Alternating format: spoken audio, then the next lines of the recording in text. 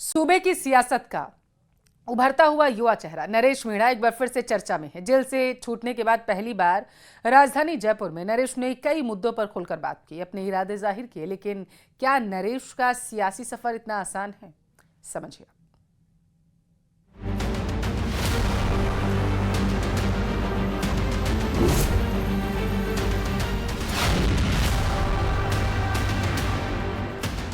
क्या होगा नरेश मीणा का राजनीतिक भविष्य?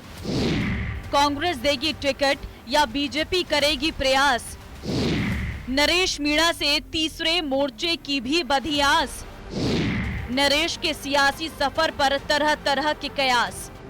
मेरी मजबूरी है आज कि माननीय न्यायालय का ऐसा आदेश है, तो उसकी माननीय न्यायालय के आदेश की पालना करने के कारण मैं आज आपसे कुछ बोल नहीं पाऊंगा, लेकिन आपको जल्दी आमंत्रित करूंगा और जितने भी आपकी जिज्ञासा है, जितने भी आपके सवाल हैं, उनके पूरे जवाब दें।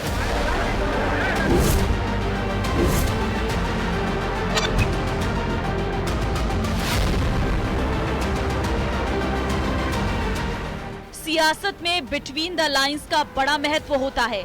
8 महीने बाद जेल से छूटे नरेश मीणा इस बात को बखूबी जानते हैं। तभी 14 जुलाई को जब नरेश समरावता गांव पहुंचे तो उम्मीद के मुताबिक मीडिया ने उनसे उनके सियासी सफर के बारे में जानना चाहा, लेकिन एक मंझे हुए राजनेता की तरह नरेश ने सवाल को पूरी विनम्रता से टाल दिया। उनकी खामोशी से अलग एक तस्वीर इन दिनों खूब चर्चा में छाई हुई है। इस तस्वीर में नरेश राजकुमार रोत, हनुमान बेनीवाल, रविंद्र भाटी और चंद्रशेखर आजाद जैसे नेताओं के साथ नजर आ रहे हैं। इस तस्वीर से प्रदेश में तीसरे मोर्चे की सुगबुगाहट तेज हो गई है। इस बीच 18 जुलाई को राजधानी जयपुर में नरेश मीणा ने जन क्रांति यात्रा शुरू करने का बड़ा ऐलान किया है। 21 जुलाई से जन क्रांति यात्रा का ऐलान। झालावाड़ के मनोहर थाना के कामखेड़ा बालाजी से शुरू होगी यात्रा। भगत सिंह की प्रेरणा से नंगे पैर यात्रा करेंगे नरेश मीणा। यात्रा में हजारों युवाओं के उमड़ने का दावा।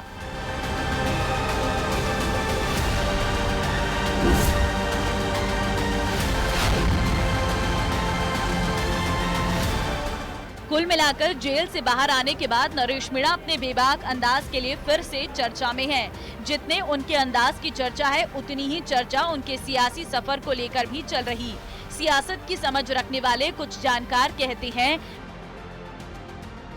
कि नरेश मीणा के लिए लॉन्चिंग पैड बन सकती है अंता सीट। दरअसल बीजेपी विधायक कंवरलाल मीणा को एसडीएम को पिस्तौल दिखाने के मामले में सजा मिलने के बाद अंता विधानसभा सीट खाली हो गई। जल्द यहां उपचुनाव की अधिसूचना जारी होने की संभावना है। एक लंबे संघर्ष के बाद में अगर देखा जाए तो नरेश मीणा अब जेल के बाहर आ गए हैं।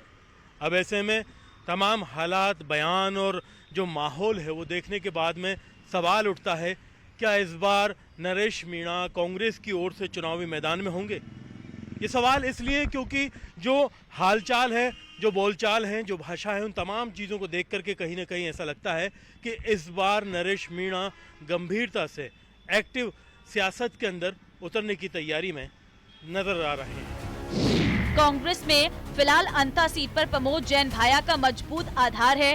वे न सिर्फ पूर्व विधायक बल्कि मंत्री भी रहे हैं, लेकिन बीते कुछ सालों में करप्शन के आरोपों पर नरेश मीणा मुखर रहे हैं। इसलिए भाया और मीणा में सियासी तल्खी है।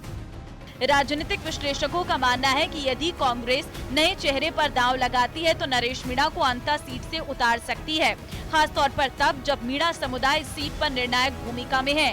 नरेश खुद भी इसी समुदाय से आते हैं, जिससे उनका स्थानीय जनाधार मजबूत बताया जा रहा। 12 जिले की जो अंता विधानसभा सीट है, उसके उपचुनाव की जो संभावनाएं बनती जा रही हैं, उसमें नरेश मीणा भी एक फैक्टर हो सकते हैं।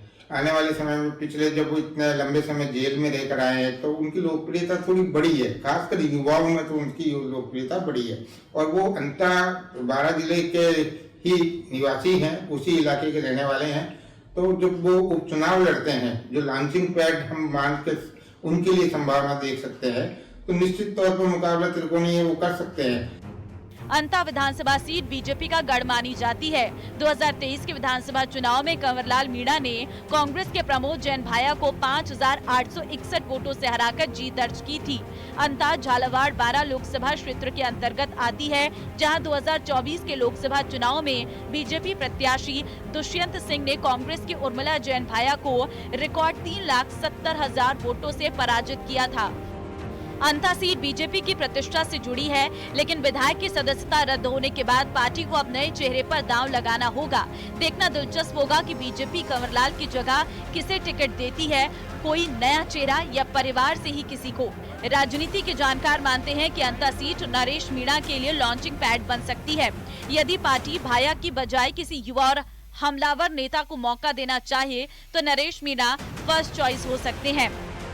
अभी तक का जो इतिहास देखे राजस्थान में उपचुनावों का, विधानसभा के उपचुनावों का, वह मुख्य मुकाबला राजनीतिक दलों में ही होता है, कांग्रेस और भाजपा के बीच में ही होता है, और भाजपा का वो मजबूत इलाका माना जा सकता है। लेकिन पिछले कुछ समय से वहाँ कांग्रेस ने भी काफी मजबूती वहाँ दिखाई है, तो निश्चित तौर पर मुकाबला त्रिकोणीय तो हो सकता है, लेकिन जीत की संभावनाओं पर अभी कुछ नहीं कहा जा सकता।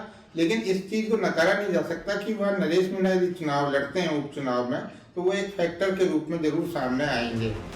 जेल से निकलते नरेश की सक्रियता, समर्थकों की बढ़ती संख्या और सोशल मीडिया पर मौजूदगी संकेत दे रही है कि वे चुनाव की तैयारियों में जुट चुके हैं। नरेश मीणा के बाहर आने के बाद में सियासत में उनके लिए रास्ते अब खुले नजर आ रहे हैं। जिस तरह का माहौल है, उनके लिए काफ़ी क्रेज देखने को मिल रहा है। खास करके युवा जो मीणा समाज के लोग हैं, वो काफ़ी उन्हें पसंद करते हैं और वो इस तरह के मामलों में उनमें पॉपुलर भी हैं। अब ये देखना होगा कि सियासत की जिस तरह की तैयारी उनकी नज़र आ रही है, जिस तरह के हालात नज़र आ रहे हैं, उसमें उनका रुख किस तरफ जाता है। दूसरी तरफ जो अदालती मामले हैं, उसके अंदर कहीं ना कहीं उनकी एक रग दबी रहेगी। कैमरा पर्सन अविनाश के साथ में अरबाज अहमद, न्यूज़ 18 के लिए जयपुर से।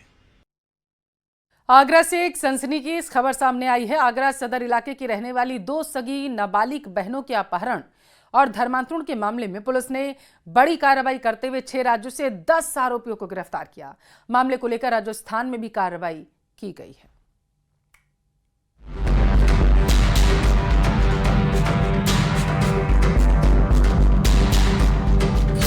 धर्मांतरण के एक और सिंडिकेट का पर्दाफाश।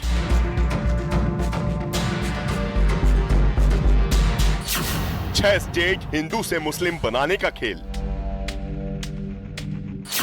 धर्मांतरण गैंग के ISIS ISI कनेक्शन की जांच। आगरा पुलिस की कस्टडी में ले जाए जा रहे इन आरोपियों पर अवैध धर्मांतरण कराने का आरोप लगा है। अवैध धर्मांतरण का खेल लगभग उसी तरह से खेला जा रहा था जैसे यूपी के बलरामपुर में छांगुर उर्फ जलालुद्दीन का गैंग खेलता था। यूपी के DGP के मुताबिक आगरा पुलिस ने 6 राज्यों में दबिश देकर अवैध धर्मांतरण में शामिल 10 आरोपियों को गिरफ्तार किया है। आरोप है ये सिंडिकेट नाबालिग लड़कियों को लव जिहाद में फंसाकर उनका जबरन धन परिवर्तन कराता था। धर्मांतरण कराने के इस रैकेट को कनाडा, अमेरिका, लंदन और दुबई से फंडिंग के सबूत मिले हैं। पुलिस की पड़ताल जैसे जैसे आगे बढ़ी तो हिला देने वाला सच सामने आने लगा।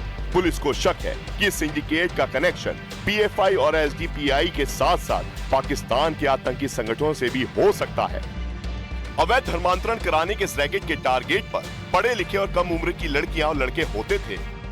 6 प्रदेशों में साइमल्टेनियस दबिश देकर के 10 लोगों को गिरफ्तार किया गया है, जो कि देश के विभिन्न राज्यों में विशेष तौर पर कम उम्र की लड़कियों को प्रलोभन, लव जिहाद और अन्य तरीकों से प्रभावित करके धर्मांतरण के कार्य में लिप्त थे। अवैध धर्मांतरण का यह मोडस ऑपरेंडी ISIS का सिग्नेचर स्टाइल है। अभी तक प्रारंभिक जांच में इस ग्रुप का संबंध PFI से, SDPI से और पाकिस्तान के आतंकी संगठनों से भी होने के संकेत मिले हैं। अभी तक इसमें कनाडा, अमेरिका, लंदन और दुबई से फंडिंग के और उनके संलिप्तता के उनके वहाँ पर रह रहे कुछ लोगों के साथ में संलिप्तता के सबूत मिले हैं, जिसके आधार पर आगे की कार्रवाई की जा रही है। आगरा पुलिस के मुताबिक बीते मार्च में 2 महीनों की गुमशुदगी की जांच के दौरान धर्मांतरण के इस रैकेट का सुराग मिला था। साइबर सेल की मदद से पता चला कि गिरोह के तार देश के 6 राज्यों से जुड़े हैं। इसके बाद पुलिस के करीब 50 सदस्यों की टीमों को गोवा समेत 6 राज्यों में भेजा गया उसके बाद 6 राज्यों से कुल 10 आरोपियों को गिरफ्तार किया गया, जिसमें एक महिला भी शामिल है। आगरा पुलिस ने धर्म परिवर्तन करने के मामले के खुलासे के बाद अब सभी आरोपियों को आगरा कोर्ट में पेश कर दिया है। लगभग 10 आरोपियों को पुलिस ने गिरफ्तार किया।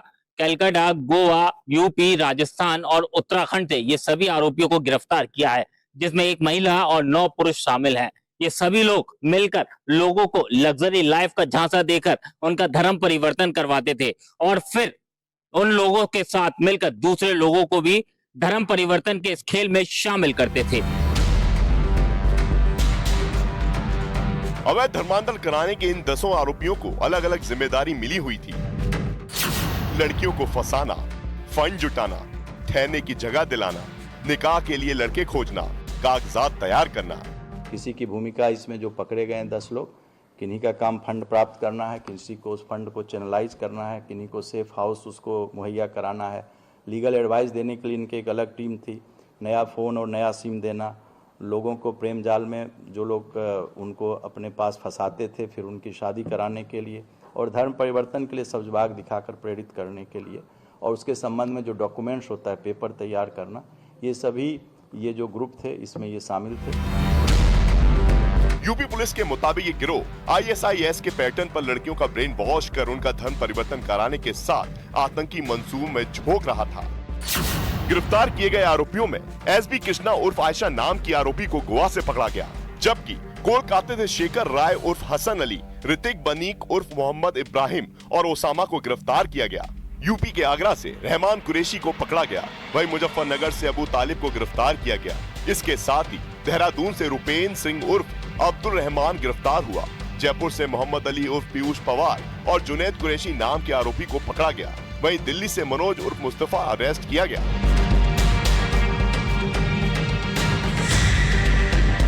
पुलिस अब इस नेटवर्क से जुड़े बाकी आरोपियों की तलाश में जुटी है और जल्द ही और गिरफ्तारियां हो सकती हैं। श्रीगंगानगर से बड़ी खबर है। बताया जा रहा है कि रोडवेज बसों का संचालन शुरू हो चुका है। स्थानीय प्रशासन और रोडवेज कर्मियों के बीच वार्ता में सहमति बन चुकी है। स्थानीय प्रशासन ने पूर्व में हुए समझौते को कड़ाई से लागू करने का आश्वासन दिया है, जिसके बाद संचालन बसों का फिर से शुरू कर दिया गया। मारपीट के आरोपियों पर कड़ी कानूनी कार्रवाई का भी भरोसा दिया गया। प्रशासन की समझाइश के बाद श्रीगंगानगर से रोडवेज बसों का संचालन शुरू हो चुका है। रोडवेज बसों का संचालन शुरू होने से रोडवेज यात्रियों को बड़ी राहत मिली है। शनिवार की शाम लोक परिवहन कर्मचारियों के द्वारा चालक, परिचालक और चीफ मैनेजर के साथ मारपीट की गई। जब से ये बसें चली हैं अनेकों बार रोडवेज कर्मचारियों से मार पीटने की शिकायतें, उनका कैश छीनने की शिकायतें और रूट पर सवारियों नहीं चढ़ाने की शिकायतें, ये आम बात है। और इसके बहुत सारे मुकदमे दर्ज हुए हैं। बस स्टैंड के सामने ये खड़ी रहती हैं, बस स्टैंड के अंदर सवारी नहीं आने देते। इनके जो कनिंदे हैं वहाँ गेट पे सवारी को आने नहीं देते हैं। अगर कोई हमारा चालक, परिचालक उसको बस सवारी को अंदर लाने की कोशिश करता है तो उससे मारपीट होती है।